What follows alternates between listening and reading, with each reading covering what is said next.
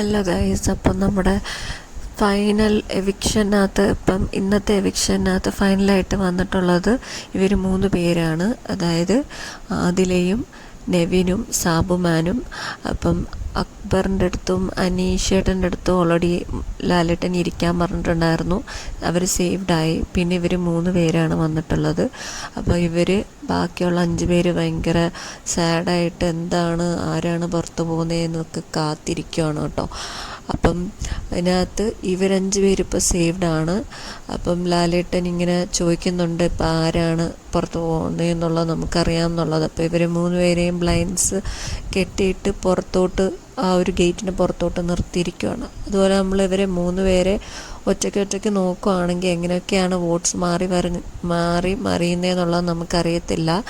എന്നാൽ പോലും നെവിൻ്റെ കാര്യം നമ്മൾ നോക്കുകയാണെങ്കിൽ കഴിഞ്ഞ ആഴ്ച കുറച്ച് പ്രശ്നങ്ങളൊക്കെ ഉണ്ടാക്കിയത് കൊണ്ട് ഇനിയും കുറച്ച് വോട്ട്സൊക്കെ കുറയാൻ ചാൻസ് ഉണ്ടോ എന്ന് നമുക്കറിയത്തില്ല. എന്നാൽ പോലും ഏറ്റവും കൂടുതൽ ഭയങ്കര എൻ്റർടൈനറായിട്ട് കോമഡി പറഞ്ഞ് ഭയങ്കരമായിട്ട് ചിരിപ്പിച്ച്, അതുപോലെ തന്നെ ആളുകൾക്ക് പുറത്താണെങ്കിലും സോഷ്യൽ മീഡിയയിലൊക്കെ ഓരോ ഡയലോഗ്സൊക്കെ വൈറലായിരിക്കുന്ന നെവിനാണ്.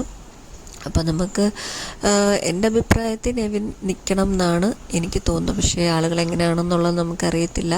അതുപോലെ തന്നെ ആദിലയുടെ കാര്യം നോക്കുകയാണെങ്കിൽ ചിലപ്പോൾ നൂറ് ഓൾറെഡി സേവ് ആയതുകൊണ്ട്, എവിക്ഷൻ ഇല്ലാത്തത് കൊണ്ട് ആ വോട്ടും കൂടെ ആദിലയ്ക്ക് കിട്ടിയ ആദില സേവ് ആവാൻ ചാൻസ് ഉണ്ട്.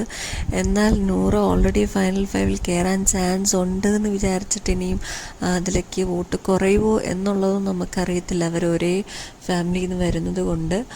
അതുപോലെ തന്നെ സാബുമാനെ നോക്കുവാണെങ്കിൽ സാബുമാന് നല്ല സപ്പോർട്ടേഴ്സ് ഉണ്ട്. എന്നാൽ പോലും സാബുമാൻ കുറച്ച് അഭിപ്രായം പറയാനും കാര്യത്തിലൊക്കെ കുറച്ച് മടിയാണ്. ഇങ്ങനെ മുഖത്ത് നോക്കി ദേഷ്യപ്പെട്ട് കാര്യങ്ങൾ പറയാനും അപ്പം അതുകൊണ്ട് കുറച്ച് വീക്കാണെന്നും ആളുകൾ പറയുന്നുണ്ട്. ഇനിയും സാബുമാൻ പോകാൻ ചാൻസ് ഉണ്ടോ എന്ന് അറിയത്തില്ല. പക്ഷെ എന്നാലും ഒത്തിരി ആളുകൾ സാബുമാന് സപ്പോർട്ടേഴ്സായിട്ടുണ്ട്. അതുകൊണ്ട് നമ്മൾ കണ്ട് തന്നെ അറിയണം.